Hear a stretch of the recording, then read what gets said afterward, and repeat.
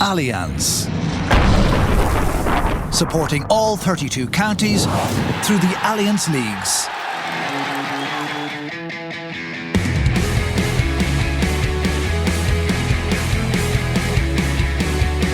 Hello and welcome to the Tyrone Independent.ie's GAA podcast in association with Allianz. I'm Will Slattery, delighted to be joined in studio as always by Michael Verney. Michael, hello. Will, how are you? I'm doing well. I know you had more car trouble on the way in today. You didn't have money to park your car outside, so we were a little bit behind schedule. Yeah, Colm Keys' card wouldn't tap either, so we were standing there for about 10 minutes trying to sort it out. This is the glamorous world of being a GAA journalist at the Irish Independent, just scrambling around under your seats for the pointless That's change. That's a fact, yeah. Any sort of loose change you can get, yeah. So if anyone has any spare change lying around, send it into Independent House and Michael Verney. You won't be in this embarrassing situation before. We're going to be joined in just a minute by Colm Keys, as you said, to chat Allianz Football and Hurling League action. We're going to have Ciaran Whelan on the show as well to chat, I guess, as a man himself who was involved in a skirmish in Oma many years ago. He'll be well versed in maybe tackling the latest one, and John Milan will be on the line a little later chatting all things hurling. Another interesting weekend of Allianz League action, albeit the weather once again is playing a big part. Yeah, the weather is kind of half destroying it. It's making it so far apart from summer action. It's crazy. And I'm sure we'll discuss it in detail later, but the tunnel incident was in Oma is one of the things that stands out from the weekend.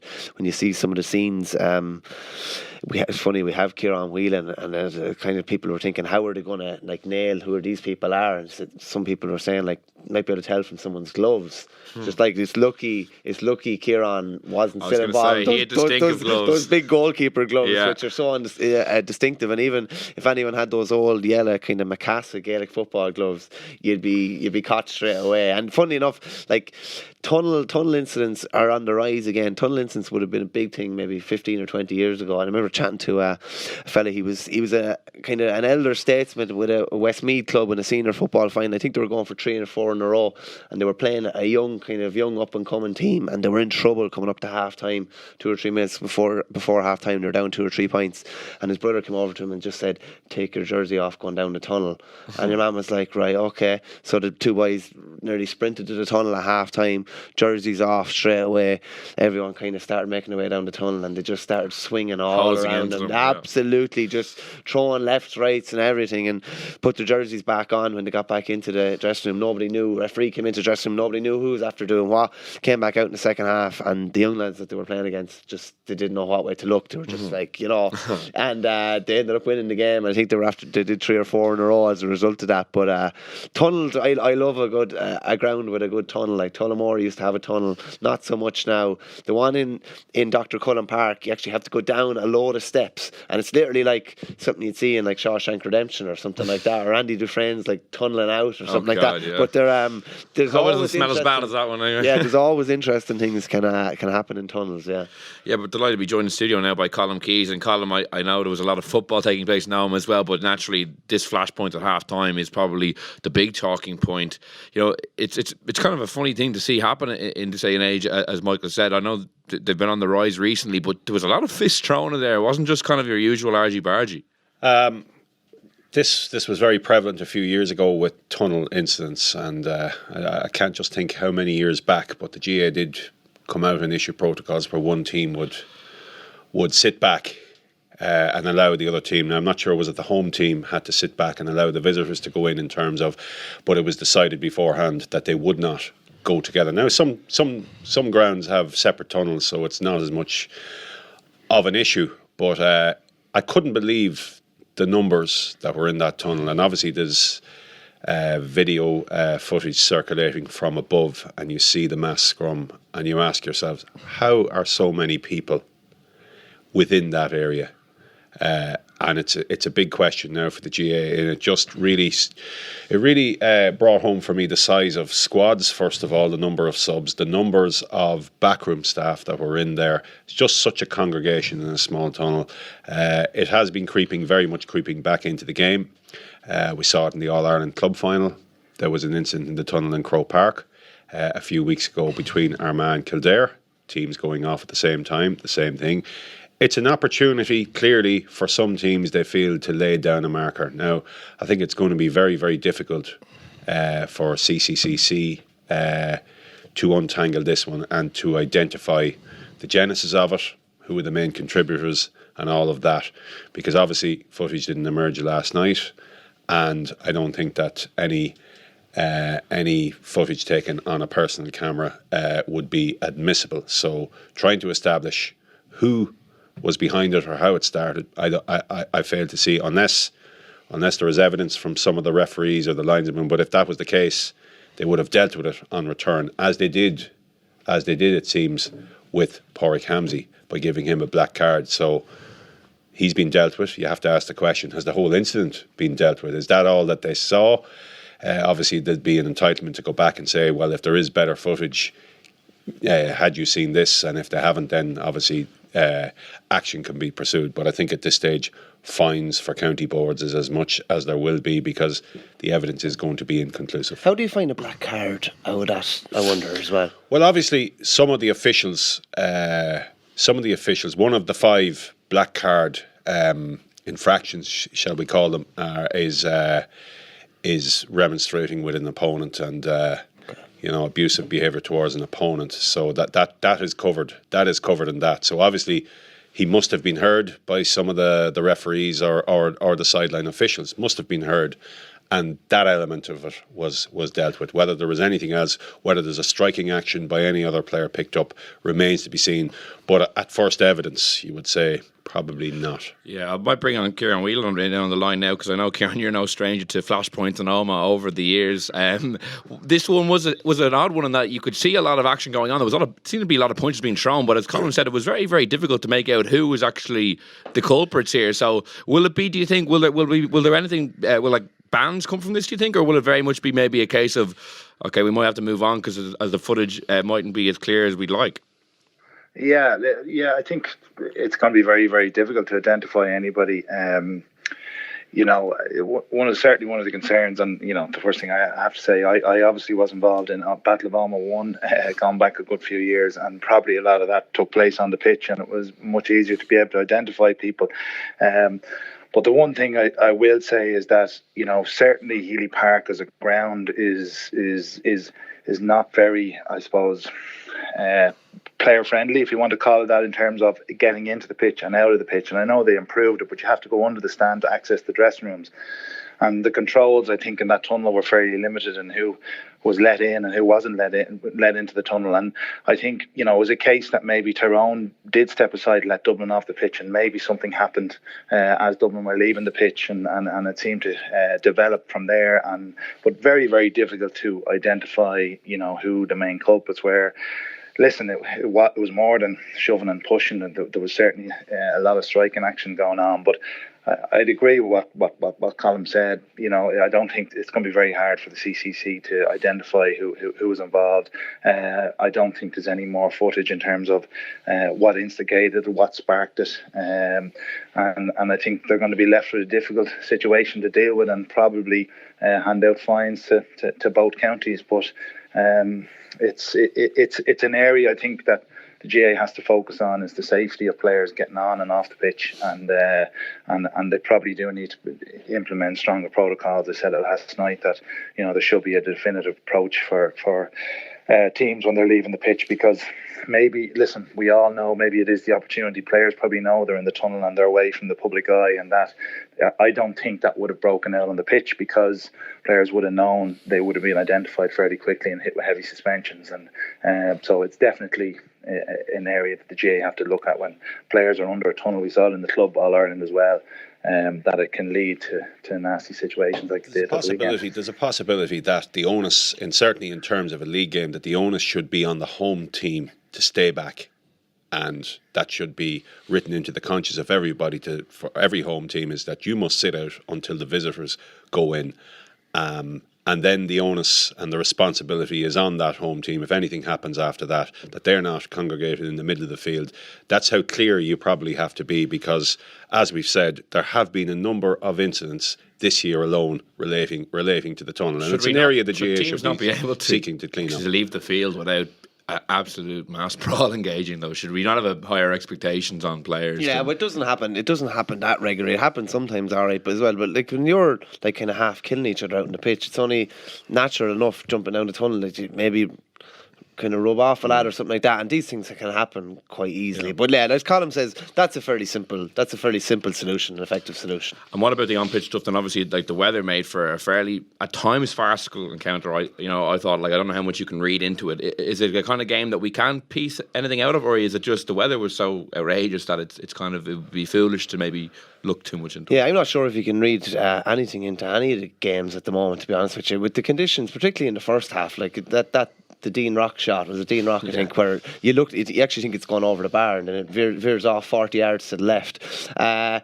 don't think you can read that much into it. Like, you literally had to be nearly on the 21, or you had to be before he took a shot, or you had to be Niall Morgan kicking a free, basically. So I wouldn't be reading that much into it. Tell you though, in fairness, fair resolve shown by Tyrone to bounce back from beaten by 19 points the week before. It just shows you how things can change. And you look at Monaghan as well, how good they were the week before, and then not how bad they were this weekend, but it just kind of shows you. I wouldn't be reading too much into league form, particularly this year's league form. Yeah, Ciaran, so for Desi Farrell, 5 games into his tenure in the league, 2 wins, 2 draws and a defeat. Like, have you kind of gleaned anything that he's tried to do differently to maybe what Jim Gavin was implementing? It's very hard to tell. I think in some ways you'd like to think that the defeat for Dublin is kind of poking the bear a small bit, because they won't like coming out of Alma with a defeat and I suppose the manner of the defeat and then what happened. So, sometimes you learn more in defeat and it will allow maybe Desi to sit down, regroup.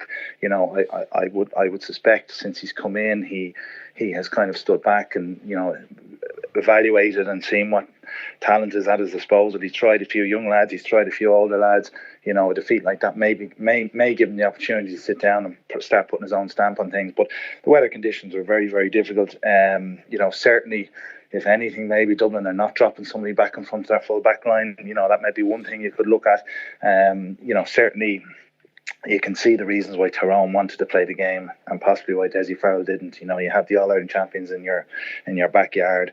The conditions are horrific. You have a game plan in your top pocket that Tyrone can implement a defensive game plan and get men behind the ball, knowing that it would be a difficult night to break it down. So all the conditions fed into Tyrone's appetite to want to play the game, and they basically just stifled Dublin. I thought Dublin were pretty, they didn't really try and engage the scoring zone and get into the crucial areas where they were going to need to kick scores from, particularly in that first half. And they probably held on to possession too long at times. And the longer you hold on to it in those conditions, the more likely you are to be turned over. So I think there will be elements of learning from the game, but this was a case of a horrific night, probably when a game shouldn't be played. But Tyrone's backs were against the wall after a poor display, and they came out fighting and probably deserved their victory. Interesting to hear it being reported as well that Desi Farrell had talked to the officials and that they said that the game wouldn't have went ahead if it wasn't been broadcast live on television, which is interesting in itself, really. Yeah, kind of. You just had to watch the broadcast itself. The camera was swaying, so I decided to know how bad the conditions were. And Colin, for Tyrone, it was always flagged as maybe a difficult league for them, missing some key men, possible candidates for relegation, and after having such a bad defeat against Galway, their worst defeat I think under Mickey Hart. Well, maybe you can't read too much into the style of play or what to glean later on the road. It's a very crucial win for them, just for the morale of the camp or for a bit of positivity. Yeah, they've now beaten Kerry and Dublin at home in very, very similar conditions. I mean, the Kerry game, while the wind didn't howl as badly as it did on Saturday night in Eden Dork 2 weeks earlier, the very, very similar underfoot conditions, and they obviously felt good about the game going ahead, having beaten Kerry in similar conditions, and to pull off a double at home, missing Matty Donnelly, and obviously now Cathal McShane is out, will provide some element of lift for them. They're like the opposite of Donegal, aren't they? They can actually beat the big teams. Well, they can beat them at home in those conditions, and there's obviously that to reflect on. You look at Niall Morgan's performance and what he's contributing. It was the very same against Kerry. His frees were vital on both occasions, and it is some powerful weapon. He really is a very, very good outfield player, carrying the ball, providing the overlap, all of that. He's a real asset to them at the moment, and there was times in the past when he seemed a little bit flaky over kicks from distance, and even in the All-Ireland final 2 years ago he missed them crucially, but they're from a distance. he's become really assured. He's become really assured with those kicks now, and they were vital the other night and got them over the line as much as the goal at the end. He really put them in a position to go and win that game. Yeah, certainly a vital asset for Tyrone. And Ciaran, maybe he's moving on to Mayo versus Kerry, which is one of the key games of the weekend as well. Kerry just about held on to get that win, and I guess for Mayo now they're staring into a familiar tale where relegation is a real threat to them. I know they've had scoring woes again. I think they scored the least, I think, in Division 1. Would it be, how big a blow would it be if they lost that Division 1 status after holding it, I think, for close to 20 years, I think? Yeah, well, listen, I suppose they are in an element of transition. The positive from yesterday's perspective was that they did get back into the game, and Kerry they controlled the second half, and that's the positives that Horham will be taking. But they do have challenges, there's no doubt about it. And going to Division 2 now, as we can see this year, is a dangerous place to be. Because every year your championship status is, well, depending on the structures going forward, but certainly presently it can be a dangerous place to be. So they'd be looking to stay up. They do need 3 of the last 4 points, because I think on head-to-head with Monaghan, they're in trouble, and then score difference with Donegal are also ahead of them, and they drew with them. So it looks like they do need 3 from 4 points, which is going to be a difficult challenge with Tyrone and Galway coming down the line. So yesterday's first half was hugely disappointing from a Mayo perspective, and Horham will be annoyed just in terms of the level of intensity. They stood off Kerry. They let Kerry play, the football that Kerry liked to play. The physicality wasn't there. They didn't track runners. And it looked at one stage like Kerry were going to absolutely obliterate them. And even at half time, you felt Kerry were going to come out with the wind and kick on. That didn't happen. So that's the positives, that there still is a bit of energy there, and there still is that desire that's always been there within the Mayo teams. But I think, the big challenge I can see for James Horn is he going to stick with the tried and trusted guys that have been warriors for the last 10 years come the summer, or is he going to be brave enough to maybe say, well, I need new energy? Can the Mayo sports be patient enough to develop a couple of players and hang in there for a year or two? So I think it's a tough time decision-wise, and they're definitely in a period of transition, I think. Yeah, one thing that Ciaran mentioned there was how difficult Division 2 is in terms of the topsy-turvy nature of it, and something David Brady's always said is he feared that if Mayo did go down, that given that oftentimes they do play to the level of their opponents, that they might find it difficult to actually get back up. It mightn't just be a seamless bounce back that you see some of the top teams when they do go down. Yeah, their qualifier routes and their performances in the qualifiers the last couple of years would probably give credence to that as well. Like there's been draws against inferior opposition and very, very tight games against teams that are much further down divisions than them, so that kind of gives some credit to that, in fairness. Mayo are a funny one. If they're, of all the teams, if their intensity drops off at all, they can kind of look quite average, and their intensity definitely dropped off big time in the first half yesterday. They gave Kerry an awful lot of space. Like Gavin White was bombing forward, and there was no one covering the runs a lot of the time, and he's breaking the tackle quite easily.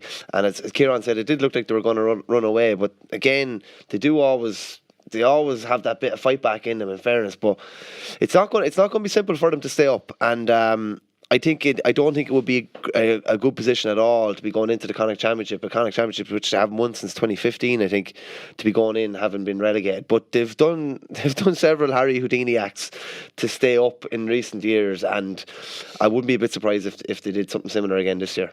Yeah, where are they at the moment for you, as Ciaran alluded to there? Like James Horan still trying to find new players. I know they did bring in a couple of guys last year, but I think the push to change the face of Mayo football is very much on under James Horan. It was there last year to a degree, but it's really accelerated now with the number of new players he's been willing to bring in, and it's a little bit of a high wire act, obviously, with the drop to Division 2. But I wouldn't say it's something they're preparing for, but it's something that they will accept if there's an element of growth in Division 2 for some of these players next year, that they will have to accept. Obviously, Mayo will want to be in Division 1, and that's the best place to road test any new players. But if they do drop, having been there for so long, the push is on. I would probably count 7 league debutants under James Horan this year. I could be wrong now, but I think it's around 7. And there might have been 5 last year. So he really is seeking to change the look of the team, because it's imminent that the team that we have known through the last decade is is on its way out now. And you see, obviously, there's a few players that are left there that are keeping it together. Aidan O'Shea had another very strong match yesterday, and Paddy Durkin, who hasn't always been there but has really become central to them. But that the core of that team really is starting to ebb away now, and new players are coming through. A lot of new players, and he hasn't been afraid to use them. I think they have Galway next. There's nothing Galway, Pádraig Joyce would like to do more than send them down. And if it happens, it could happen in the next round. So then they have Tyrone in the last game. Now that's a game that Mayo have won quite. Actually, ironically, Mayo have won more often in Omagh, and Tyrone come to Castlebar then and win. That's been the nature of it. So it could end up being a relegation battle at the end between Mayo and Tyrone, depending how results in the next round go, because Tyrone have Donegal next up, and Donegal, after their win against Monaghan, they'll be looking to keep that momentum. They look very impressive at times yesterday, so they'll be looking to keep that momentum. So it could come down to that last game between Mayo and Tyrone, depending how other results go. Set up to be a very tight finish at the bottom. And then what about at the top, Ciaran? Like, how pressed were you with Kerry yesterday? I know obviously in the second half Mayo did get on top, and Keith Higgins had a great chance to tie the game late on, but it's an impressive victory nonetheless. And watching by the highlights as well, again, their forward line movement looks slick, but I know you guys talked a good bit last night again about their defensive solidity. So where do you think they are at the moment? I think they're progressing, if I'm being honest. I wouldn't get too bogged down. I don't think Mayo really asked too much questions of their backline maybe yesterday, as much as there did seem to be a little bit better structured and they closed down the space well. But they still have that touch of class up front. The ease that they can sometimes get scores, their movement, their kick passing, their creativity up front is very, very dangerous. And I still think it comes back to one crucial thing from a Kerry perspective. When they get a platform at midfield, they can destroy it. And they had that platform yesterday, particularly in the first half. With Jack Barry and Donegal O'Connor, they controlled the game. They went out of it in the second half, and they kind of sat back, and it was like as if they protected the lead and they invited Mayo onto them. That would be a little bit of concern, because I'm sure Peter Keane, when you get a run on a team, you have to finish them off, and the second half will be a little bit of concern. But when Kerry are on the front foot, they're very, very dangerous. But I really don't think the defence got asked too many questions yesterday in terms of pace from the Mayo forward line. So it's going to be I'd reserve judgment just yet to see where are they really progressing in terms of their defensive setup. Yeah, another team, I guess people are maybe reserving judgment at the moment, but still impressed by is Galway. They got another win yesterday. They're not. I don't think they've secured a place in the final just yet, but they look very well primed. And again, listening to Andy McEntee after the game, a familiar refrain about referees. He was very frustrated, but Pádraig Joyce, his record has been very, very good since he took over. Yeah, to be fair, and yesterday was different, and I think Pádraig Joyce would be delighted because they had a fair bit of hardship to overcome. Like, they were well down and kind of chasing the game the whole way. There wasn't as much kind of champagne football like we've seen in the early weeks of the league, so they had to come from behind, and came from behind very well to win by 2 points. On the flip side of that, then, I don't know, it seems to be a recurring theme every week that it's there's a refereeing decision, or there's something that Andy McEntee isn't happy with, and he kind of seems to think that I don't know. I suppose it's difficult enough for them, but he kind of seems to think that the world is against them almost in every game, be it a decision or a black card or a free that's not given.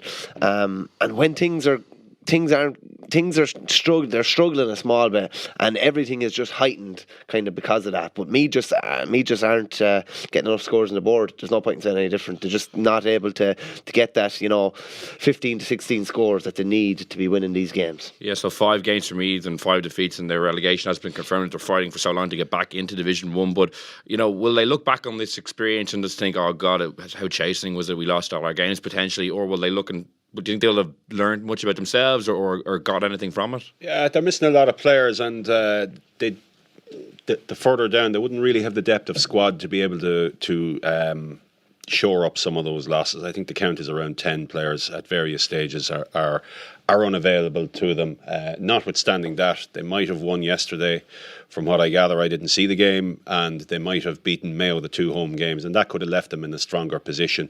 But they look to be a little bit out of their depth. There's no doubt about it. As Michael alluded to, forward power is a problem. Getting up and getting up to that level of score that you're going to need has been a challenge. And the problem is, we saw with Kildare a couple of years ago, got to Division 1, lost all their games, some narrowly, and dipped after that. Now, obviously, made the Super 8s that same year, but haven't got out of Division 2, didn't get out of Division 2 last year, and not looking, even though after a good win yesterday, it's not looking like they will this year either, unless other results really turn for them and they continue to win all their games. So the problem is that the effort exhausted last year by Meath to get up to Division 1 is probably in vain to some degree, that they didn't even win a game yet. Now, they've 2 games left against Dublin, unlikely to win that, and then Monaghan are probably going to be needing that to give them distance in the last game. So that makes it quite a possibility that they will draw a blank, just like Kildare. And Westmeath a few years ago actually kept tumbling after being in Division 1. I think it was 2014. They lost all their games and they went to Division 4 at one stage. Not saying that's going to happen, obviously, but it does take a lot of recovery when you lose so many games in Division 1. Obviously, they'll benefit from the experience of, being at such a high altitude, but just not strong enough. Just don't have the resources to really compete on an ongoing basis there. Is it nearly better for your health to be a really consistent Division 2 team than to get promoted and have, how much would that take out of them, do you think, come summertime?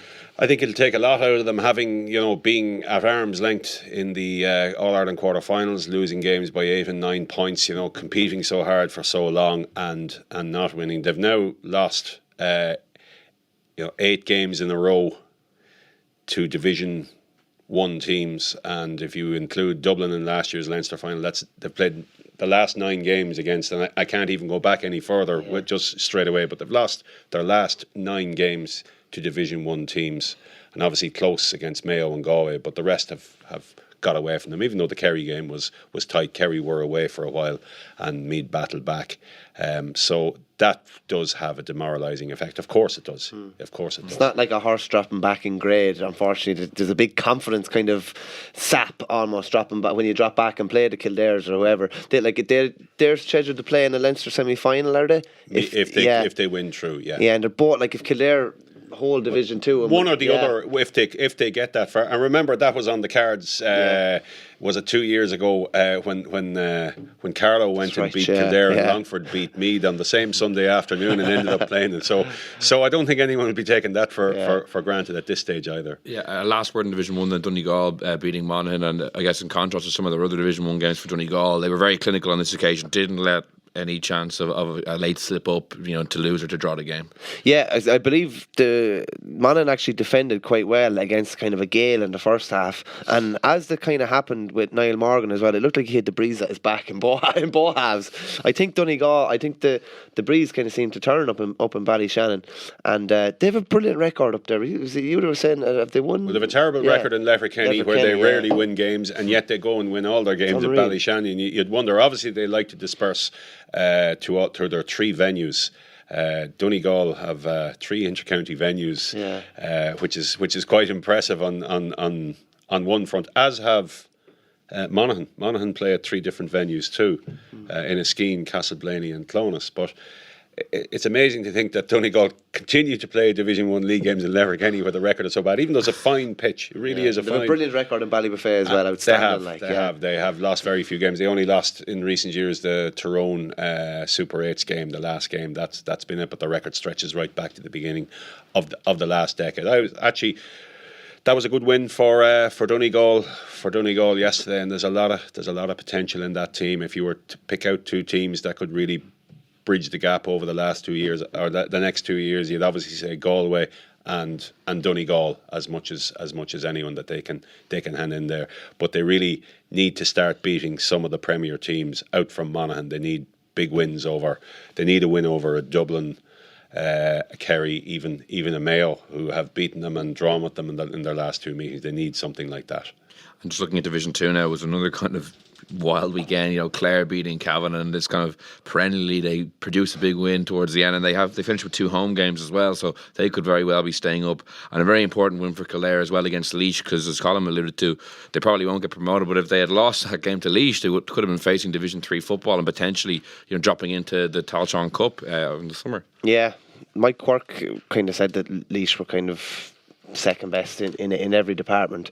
It looked like a Kildare team that was a bit stung. Like they've been stung several times in recent years from criticism or poor form or otherwise, but they produced the performance when they needed to, and at least they have a good chance of finishing the league with a bit of optimism now if they can get a couple of results in their last couple of games, and then you're going into the summer in a kind of totally different position. And whereas if they've been relegated, it could be potentially disastrous, and you could be looking at Tier 2 football if they didn't get to a Leinster final then. So they obviously need another result in another game to be safe, but that was a lot better from them. We know how much potential they have, we just haven't seen it often enough, but that was good doing it right. And the result of the weekend, again, like Clare, to be honest with you, I'd totally written off Clare once Gary Brennan wasn't involved. I know they've developed their squad immensely in the last 5 or 6 years under Colm Collins, but I just thought with him missing that it would just take the whole heartbeat out of them, and they've managed to pull off 2 big results, one against Kildare and one against Cavan, and Cavan were flying at the time, lost their first game and won their last 3, so they're giving themselves a fair chance of survival. Yeah, when you look at the Division 2 table, who is the team that jumps out to you positively or negatively? I know it's so topsy-turvy week to week, it'd be hard to tell which direction teams are trending, but is there any team in particular you've just been very interested to see how their campaign has unfolded? I can't make head or tail of anything in Division 2 with some of the results, but Roscommon are now top, and they lost Diarmid Murtagh. He hasn't returned. You would have to say that they have really solidified their effort under Anthony Cunningham and Kevin McStay before that, but they have really bedded down now into a strong physical team that knows how to go and win a game. Got their 2 goals against Kildare last week for an away win, and another solid win, very, very good win against Westmeath. So it looks like they will jump out in front of everyone else and probably get one of the spots, even though I think they have Armagh and Cavan to come, potentially difficult games too. But just to pick up on Clare, they lost Gary Brennan and also Jamie Malone, who would probably be their top two players over the last couple of years. Both have been All-Star nominees. It would be the achievement of the league if Clare, notwithstanding anything else, if Clare were to retain their Division 2 status under those circumstances. I think they've Fermanagh and Armagh to come on the run in. They can win one of those games, and if results go right for them elsewhere, and that's a possibility too, even one more win could see them retain that status, and it'd be some achievement. And just on that as well, that just shows you the value of a manager and a management team. You can sometimes, when you have really good players like your Jamie Malones and Gary Brennans, you can tend to build a team around them to the misfortune, in inverted commas, of other people, and other people's confidence and maybe interest might wane as a result of that, because maybe they're not getting as much game time. But clearly he's developed like this really, really competitive squad over the last 5 or 6 years, where lads have come in and filled like huge gaps, and it's a fair achievement. And like probably as Colm said, the Fermanagh game is probably the game. If they get a result out of that, Fermanagh, who didn't play this weekend because the game was called off, they get a result out of that game, they'll probably stay up, which should be unbelievable, really. Yeah, and just maybe the last word in the football column, if you look at Division 3 and the teams who might go up alongside Cork, you have Down beating Offaly well yesterday, and Longford beating Tipperary, and maybe Derry lurking slightly behind. One of those 3 will go up. It's still very tight there as well, and for Longford are probably the surprise out of those 3 that are involved, and they're going really well. I actually think, well, it's a close shop. I think Down will join Cork because of the way the games are falling for them. They have Leitrim and Louth in their last 2 games now. I know they slipped up against Louth on the last day last year, and that cost them. They lost out by 1 point on score difference, but I would expect, having beaten Derry earlier in the year, got the draw against Tipperary and then beat Longford, that knocked out their direct competition. In the assumption that Cork will go on and win all their games too from here, I would expect that Down will be joining them, and that Derry and Longford a very impressive record in finishing just 3rd or 4th in the division over the last number of years. They've been so close, but I think they're going to miss out again, because I think Down will win their last 2 games. They won't slip up this time. So the 2 teams who competed in an All-Ireland final at the beginning of the last decade will be competing in the Division 3 final, more than likely, at the beginning of this decade. It shows where they've both fallen, but certainly in Cork's case, they're on an upward curve. Division 4 is all opened up again too after the weekend. Like Wexford, if Wexford had beaten Sligo, they would have had not 1 foot, but they would have been leaning towards the final. Obviously, Sligo got the result against Wexford, and Limerick were beaten at the weekend as well. So you have kind of not a four-way tie, but they're all very close. Limerick, Antrim, Sligo, and Wexford. So it's kind of all to play for.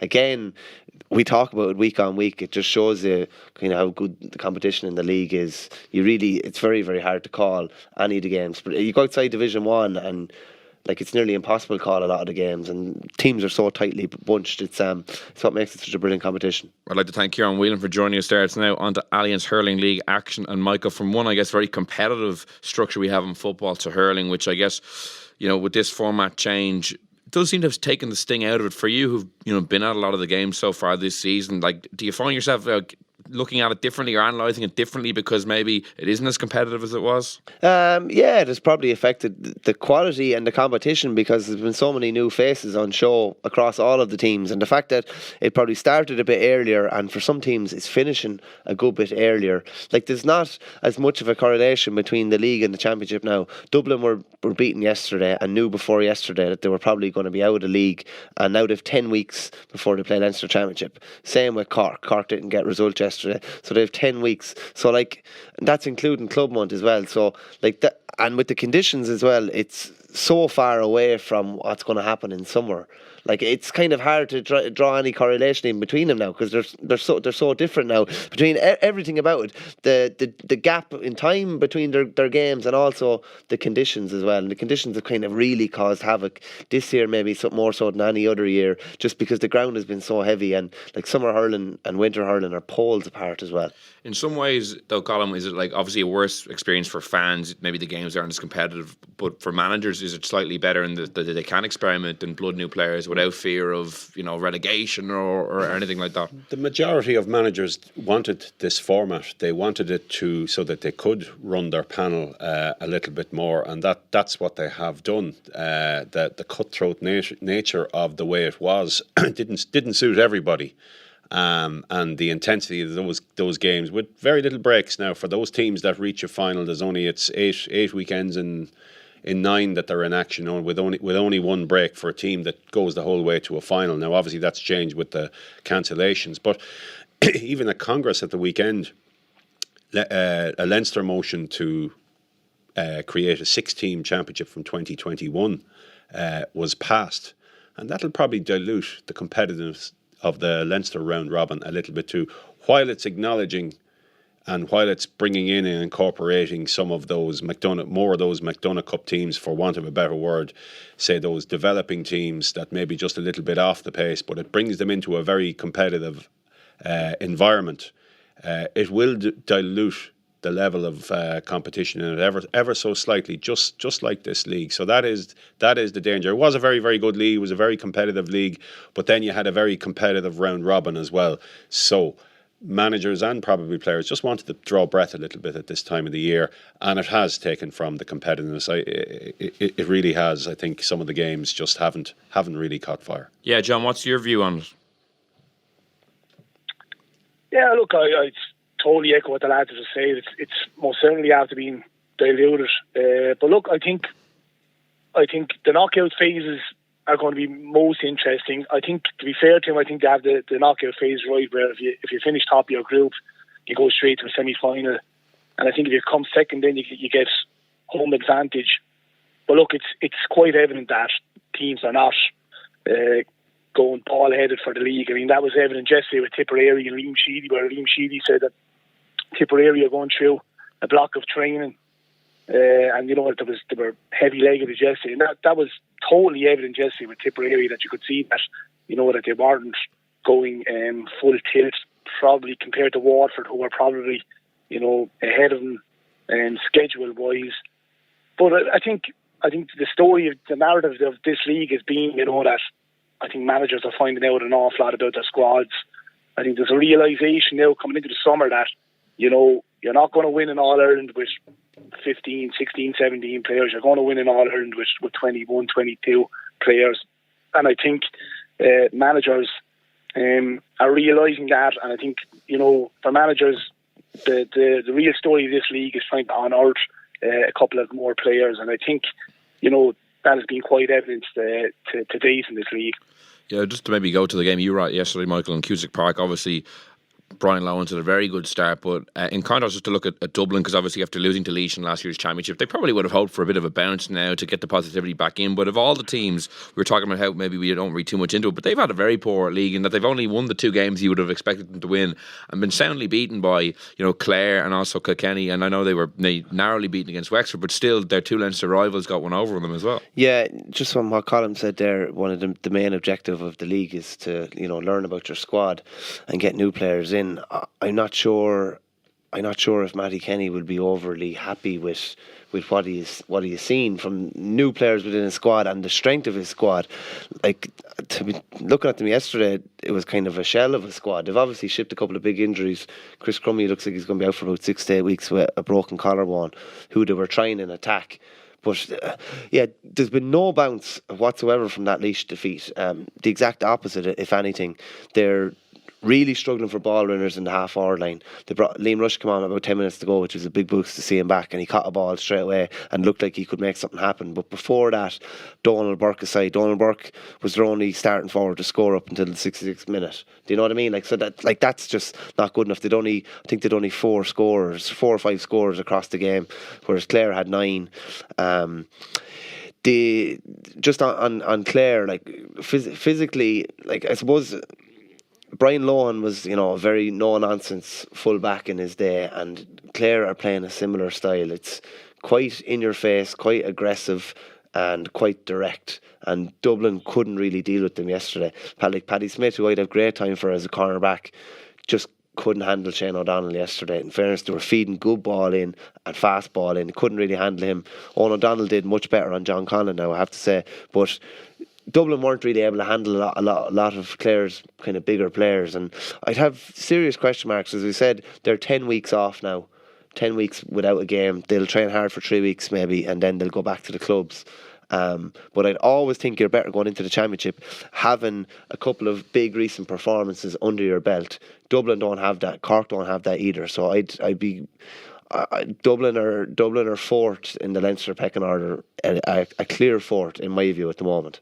Yeah, it's funny how we were saying, like, some managers would be delighted to have maybe the pressure eased off and getting time to experiment. For Matty Kenny and Dublin, they could have really done with, as Michael said, a few good results to go into. You're going in ice cold now to the Leinster Championship. Yeah, and I think it'll probably trigger, you know, in the context of worsening weather at this time of year. It's quite clear that since the new format came in and that the league was squeezed up to allow for the round robin and hurling and the Super 8s and all of that, and the creation of a club month in April.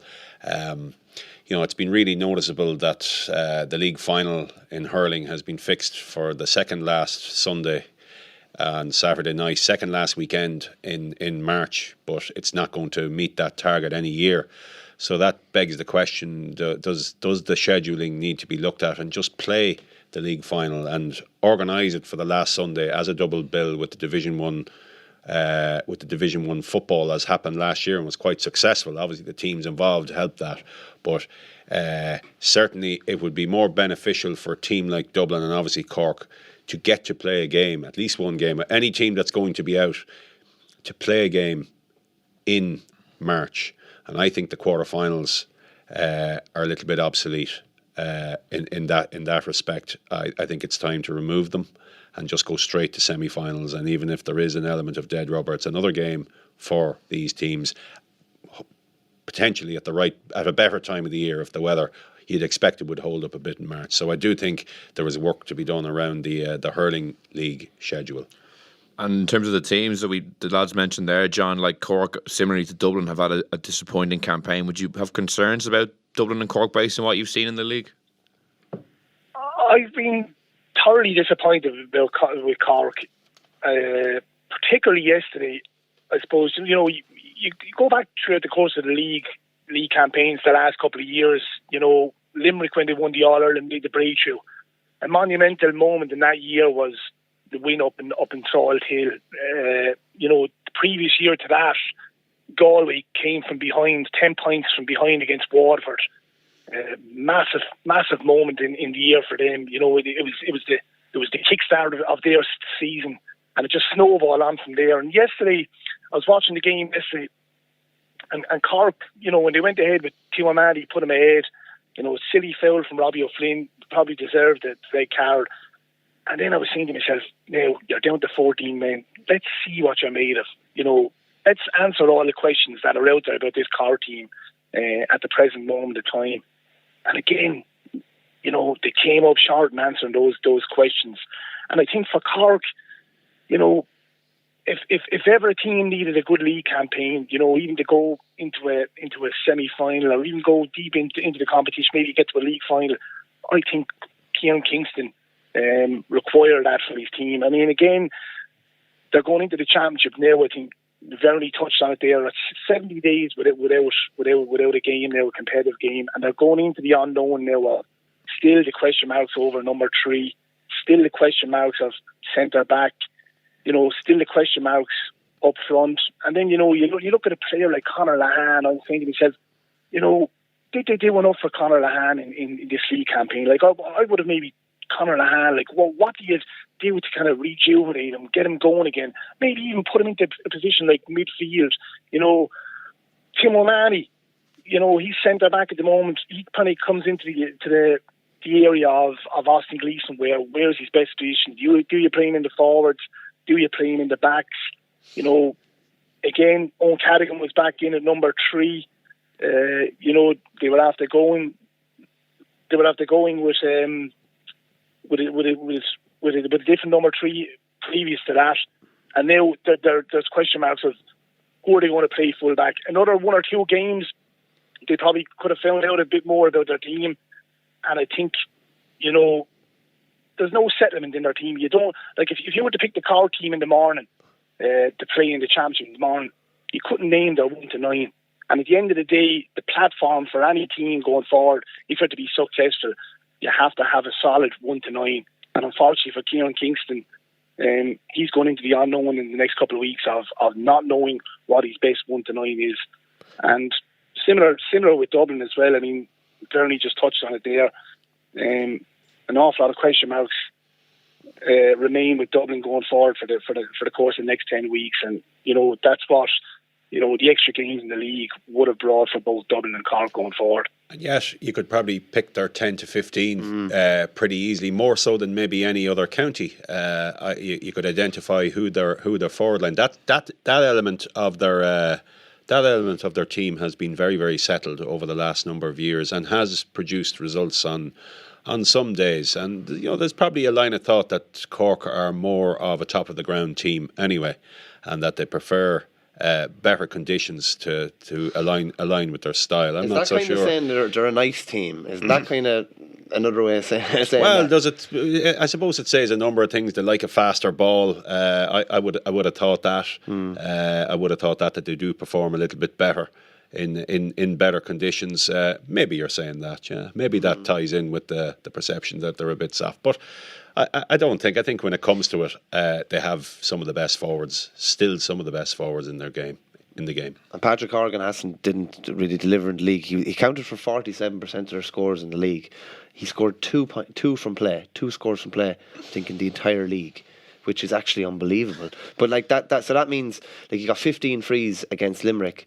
So then you're just saying like that's nearly half of their scores. Like it's mad. While there are loads of really good forwards around them as well, a lot of lads maybe didn't contribute as much during the league as you're expecting. When Alan Cadigan is fit, he nearly always contributes. But there's a handful of other lads that there's 8 or 9 lads going for the forward division in Cork. Maybe when you throw Robbie O'Flynn in there, when you throw Aidan Walsh maybe in there as well. But I don't know if enough lads are contributing scores to help him out. But I think one big plus for Cork is the form of Shane Kingston. He's the one lad that's putting his head up. He's going straight for goal. But I think they have probably the best forward unit, one of the best forward units in the country. But I still think that they need a ball winner, and that's why I think maybe Tim O'Mahony's best position could be wing forward. With the mindset of tracking back, being that wing forward where he can drop back and help out his midfield, help out his half back line. And I was probably looking maybe Mark Coleman, You know, you look at Ronan Curran, probably one of the best centre-backs that they ever had, you know, and he was small as stature. Maybe they could have played a couple of games where they could have played Mark Coleman at number 6. You know, even tried something with maybe Mark Coleman number 6 sitting in front of the D with Bill Cooper playing in midfield and kind of sitting back. You know, I thought they might experiment a bit in the league, and that's a lot of stuff that we didn't see in the league. And I just think, you know, Cork are probably coming a small bit too predictable. But again, as Colin said, you know, you can write them off to a pearl. We've seen it over the years that, you know, they went down to Wexford Park last year. They were or 2 years ago in similar conditions. They were very poor this year in Welsh Park in tight confined spaces. But look, there's one sure thing: when you think you're going to write them off, that's when they become a very, very dangerous opponent for any opposition going forward in the summer. And what about the game you were at yesterday, Colin, Tipperary versus Waterford? Now there was a lot of red cards, which changes the complexion of it. But was there anything of interest or particular interest for you for either side? Well, from a Tipperary point of view, Liam Sheedy did stress that they were in a heavy tranche of training at the moment. You could see that, and John referred to that earlier, that they were, even though they had the extra player, from the time that Kevin Moran was sent off to bring Waterford down to 13 players, Waterford were 4 down at that stage, and yet they only lost by 2. So for the remainder of the game, and now obviously Cathal Barrett was sent off after that, so that the deficit was just one player. But even with one player, Waterford won the remainder of that game by 2 points, which probably doesn't reflect great for Tipperary until you hear Sheedy saying you could see them flagging at the end of it. They are looking to catch up. They were back later, and therefore they must use these weeks, even though there's games in between. From a Tipperary point of view, I thought they were loose with some of their passing, some of their clearances were costly. Dylan Quirk inside caught the eye, some of his scores, some of his layoffs, and until he got injured, Niall O'Mara too, some of his passing and layoffs and working for the team and setting up players for better position in better positions was very good. Waterford, to me, are becoming a very pacey team. A lot of pace in the team. 2 corner forwards were lively. Peter Hogan more so. Michael Carney, Jamie Barron, such pace. I mean, we've known that for a long time, but he really drove them, and they opened up Tipperary plenty of times yesterday. And you know, it was a good character test for Waterford after some of the beatings they took last year when they go down to 13 players. And obviously, you know, Barrett was, when they were numerically disadvantaged like that, they didn't throw in the towel and even look to throw in. They closed the gap, they kept pressing. Now they needed Stephen O'Keefe to make about 4 saves from point blank range. They were obviously suited them, they were high. But notwithstanding that, I thought it was a good effort from Waterford and something they'll take from it. Yeah, John, from your perspective, watching Waterford over the course of the league, you know, and obviously keeping in mind that the championship performances have been so disappointing over the last couple of years, like, have you seen much in this campaign to give you hope going forward that they can, you know, give a better account of themselves in Munster? Oh, without a shadow of a doubt, Will. Yesterday was extremely encouraging, coming off the back of 3 very good wins against Cork, Westmeath and Galway. And look, as Liam Cattle has pointed out, that, you know, they're bringing the right attitude, they're bringing the right application to training, and you can see it. There's way more fight in the team this year. And look, you're seeing in the players yesterday. Jamie Barron was back to his best. You know, complemented with Conor Gleeson in midfield. And I think, you know, even what the way Liam Cattle is going about his business, you know, the way he's rotating the squad, he's finding out a bit more. I think he's probably under the public eye, I suppose, after what happened with Maurice Shannon and Noel Connors. But look, I think the players are really responding to himself and Mikey Devins. And even look at Desi Hutchison. To be fair to the chap, yesterday, you know, he scored a point, was unlucky for the goal. I think the way he's even diluted the hype around Desi Hutchison, and I think we'll probably see the best of Desi Hutchison come the summer, I think has been fantastic as well, because I think, to be fair to the chap, you know, he's only back from Brighton. He went straight into it then, you know, with a good club campaign with Ballygunner, and then everyone was building him up then to be going out and scoring 1-3, 1-4 every game. And I think the way he's diluted the hype around him is giving Desi Hutchison the best opportunity for Desi going forward. And I think Desi I think we will see the best of Derry come this summer. But look, Stephen Bennett was very promising yesterday. Peter Hogan, Paddy Manny, I don't think, he's not day in the freeze yesterday. We 16 wides, albeit Socky O'Keefe pulled off 4 unbelievable saves. But look, if you told Liam Cattle before the start of this league campaign, considering the group that we were in, that we'd get to the knockout phases, get more games, and we have there's a strong possibility now that we're going to be, we've another game. I think we're all a bit secure that we have another game, but there's a strong possibility that we could still make the semi-finals if we beat Limerick the weekend. But if not, we have to fall back then of playing Kilkenny in Welsh Park or going down to Wexford Park to play Wexford, which is great for Waterford, and it's great for Liam Cattle and his new team, and I think he's going to find out an awful lot more about his team. And you know what? It's just a little reminder to Tipperary yesterday that, Liam Sheedy and the other boys, it's not going to be a walk in the park when you come down to Welsh Park and May the 10th. And I think you're going to see a totally different mindset, a totally different approach by Waterford this year. And there's one sure thing, I keep banging the drum, they won't throw in the towel this year and they won't roll over. And that's evident when you see the fight yesterday when they went down to 13 men. And for me and more Waterford supporters, it's very encouraging going into the summer.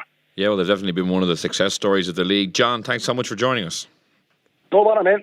And Colm, just before we finish up, obviously a GAA Congress over the weekend as well, an important part of any year. You were there for the Irish Independent. I know there was obviously the election of a new president, Larry McCarthy. You had the back pass being brought in, the hurling sin bin being shot down. There was, I think they kicked on the fixtures, moving the under-20 championships again in the calendar. What was the big kind of takeaway for you, or what was the most important part of the weekend, do you think? Well, I suppose the election of the president on Friday night, the first ever overseas president, was significant for the GAA. Larry McCarthy gained a lot of support on transfers. He was 80 to 63 behind after the first count to Jarlath Burns, but gained ground until he got level on the third count and then won it. So he was very transfer friendly. That an international candidate could have that. So he's in place. But from a rules point of view, I suppose the surprise was that a club from Kildare, the Raheens Club, brought a motion that generated no discussion on the floor, despite the potential impact it will have. Now, personally, I think it's probably going to be a decent enough change. I think it'll create a few more contests further out the field. But the impact of this coming in within a month, I think it's the process more than anything, that a playing rule that has not been road tested or trialled before this to see, well, what are the potential pitfalls? Are referees happy with it? Does it impact on their positioning? I mean, they have to be out, obviously, in the middle of the park to see, has a ball crossed over the line for a potential mark in the first place? But if it goes to a defender and is returned to the keeper, how far are they away to be able to make sure and identify that? So the positioning, so that referees were happy. And I think there should be a process there where every potential rule change is trialled for a period before it's brought in. Having said that, I think this probably will be a decent rule. It will have some impact. I know that maybe some of the GA officials were trying to play it down and say it wouldn't have any impact, but I know that the Standing Rules Committee, Standing Rules Playing Committee, did look at this at some stage in their analysis over the last 2 years and identified that the average number of passbacks to a keeper overall was 12, and 4 of them, about 1/3, came back directly to the keeper from the player that he had kicked it to. So you're really on that evidence, you're looking at about 4 to 5 per game. But it does impact a little bit on the role of the keeper, but it may create more contests. It may realign the balance between short and longer kickouts, which from a visual point of view and from a spectator's point of view would probably improve things for them, even if it does impact. It's coming in a month. To me, that's too soon for adjustment reasons. I think they could have set it aside and leave it until 2021. And I think even the club that proposed it would probably say, yeah, that'd be fine. But to just to bring it in mid-competition like that, it's not good practice and it's not a good process. There's been history of these kind of 9:30 on Friday evening decisions before, hasn't there? Big decisions like. Yeah, some of them do tend to slip through, and I think this was one of those. It ran concurrent with a presidential election that obviously had everybody in the hall chattering, and there was little element of intrigue about it, about the race.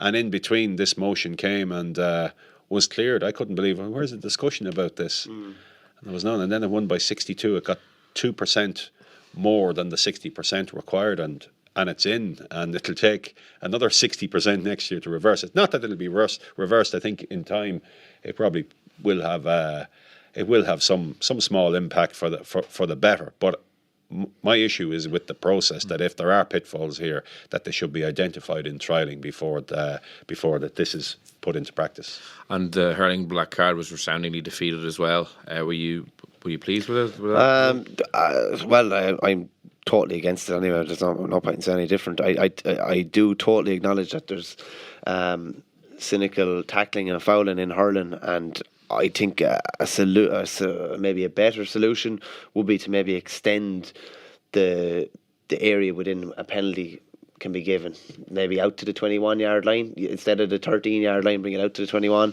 even extend it to inside the D even, or something like that. But I think there was that many voices against it in recent weeks. All the high profile managers, a load of players came out against it. I didn't hear too many people asking for it. The thing I was really surprised about is that the Standing Rules Committee had evidence on why they thought the black card should be brought in, and I was just amazed that only came to light, without being smart, Colm, it came to light way too late. They were beaten at that stage. I actually mentioned that in the piece last week, that they had compiled evidence from last year's championship, and the chairman of that committee, who was obviously moving that at Congress last weekend, mentioned that there was evidence, they had evidence gathered to say that there was 29 identifiable cynical pull downs in last year's championship, and he reckoned 48% of fouls were premeditated in hurling. Now they're very, very high figures all round. I'm pretty sure they could have put together a clips package for visual impact that would have made a difference. Having said that, it was so soundly beaten, 82-18, which is more than 71-29, that the clear message was hands off hurling. But no, that still doesn't avoid the reality that there is a problem with pulling down players. And if managers and players think cards are sufficient for that, I don't believe it is, because it has worked to a degree in football, because there is a deterrent there. And when there's a deterrent, you will have less of it. That's not to say that lots of players will be removed from the field for 10 minutes or anything like that, but the actual deterrent will bring those numbers down. And unless there is some deterrent put in place, there will be a lot of aggrieved managers and players in the future when they're in good positions and they're hacked down cynically like that. From the point of view of hurling and football as well, okay, they're different games, but they're guided by the same principles. They're run by the same organisation. In some cases, they're played by the same players, and yet you are dealing with the same incidents in two different ways, and I don't think that's ideal. What do you think of that? No, I wouldn't disagree with that. As I said, I think extending the penalty area, possibly introducing maybe a 2-point free in that sort of situation for a cynical tackle, something like that. I think they do probably need to try something. This basically means that the black card debate won't be on the table again. No, it's gone. Hurling and black card will not be happening any time in the foreseeable future. That was beaten so convincingly that this is off the table, and the GAA president John Horn effectively said that afterwards as well.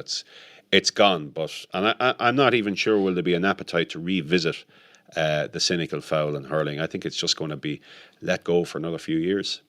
It's interesting when you have like a kind of a lobby within the sport kind of going up against. Yeah, it's funny, isn't it? Yeah, like I definitely don't think hurling is immune to change though, and I do think, like from my point of view, if a fella beats me 25 yards out and I think he's through on goal and I jump on top of him and it's a free in, like that's a victory for me. So that's not right. That's not right. So, but I don't think it's a monstrous change that needs to happen. But I think you probably just need to. One of the arguments presented, Michael, was, well, you have to have 15 on 15 in hurling or else the game is ruined. Well, that wasn't the evidence in Thurles Yesterday, when Waterford were down to 13 and Tipperary had 14, it didn't imbalance. In fact, obviously Tipperary were in the middle of heavy training and there was a heavy pitch and all of that, so they didn't get away from Waterford with the extra man. But one of the arguments presented was it'll ruin a game of hurling. It'll ruin a game of hurling if it goes down to... So does that cover a red card? There shouldn't be red cards. That type of argument is don't touch hurling at all and let it be a free-for-all and, forget about the rules. It's in great shape and it's a great game. You have to have rules in a game. Otherwise, teams lose out and players lose out. I think teams should be punished on the scoreboard more than losing a player, should I say. I think that because if you're saying like, and it's certainly the argument in football as well, because and I mentioned this in earlier in the year in a piece that at the end of the All-Ireland Club final, a ball was moved up that allowed Kilcoo to equalise, and when it was brought up, it brought it to within scoring range, so it negated the cynicism that led to the foul. Yeah. The intention was foul on the 45-metre line or before it, put it just outside scoring distance, put the pressure on the taker, who was Paul Devlin. But because of dissent or something like that, the ball was moved up 10 or 15 metres, and by the end of it, he was putting it over the bar from at the edge of the D. And it happened actually a week later with Dublin and Kerry. The Ciaran Kilkenny pulled down Darragh Moynihan just on the 45-metre line, clearly deliberate. Now, he knew what he was doing with it, as far as I could see. Yeah. In my opinion, it was.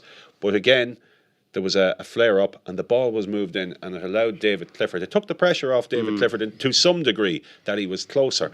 And you just thought, well, if that's the impact on a cynical foul like that, maybe that is the way to go. Now, the GAA are looking at the rules committee, the same rules committee, and they're into their last year, are looking at the reclassification of foul play. And that could potentially remove the black card completely, in that more types of fouls will be captured by a yellow card.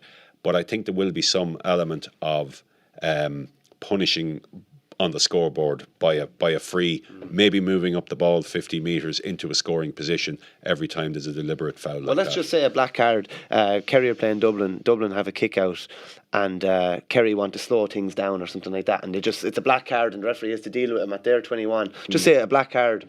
It's a 45-metre free or something like that. It's totally been punished on the scoreboard, and then, as you say, the cynicism is taken out of it. There's no, like, why would I want to do that? Why would I want to get the ball moved? It's like a free shot in basketball. Yeah. So there is there certainly is scope for that in the future in both games. Now, obviously, where would you have a free shot from? It's obviously a penalty you're talking about in hurling. Yeah, if it was inside the 45 or something like that, you know what I mean? Yeah, I don't think it would be any harm to explore something like that or trial something like that. I'm not saying it would solve all problems or anything like that, but it's worth a shot. Yeah, and given the resounding nature of the defeat of the black card proposal, there's no doubt they will have to come up with creative solutions, but probably that's for another day. I think we've given it our best shot here. For the moment, Michael, Colm, thanks so much for joining me. Cheers, mate. And that's all we have time for this week on the Tyrone in association with Allianz. We will be back next week with another podcast reviewing all the National League action. And in the meantime, you can subscribe to us on iTunes, SoundCloud, or listen on independent.ie. So until next week, thank you for listening, and goodbye.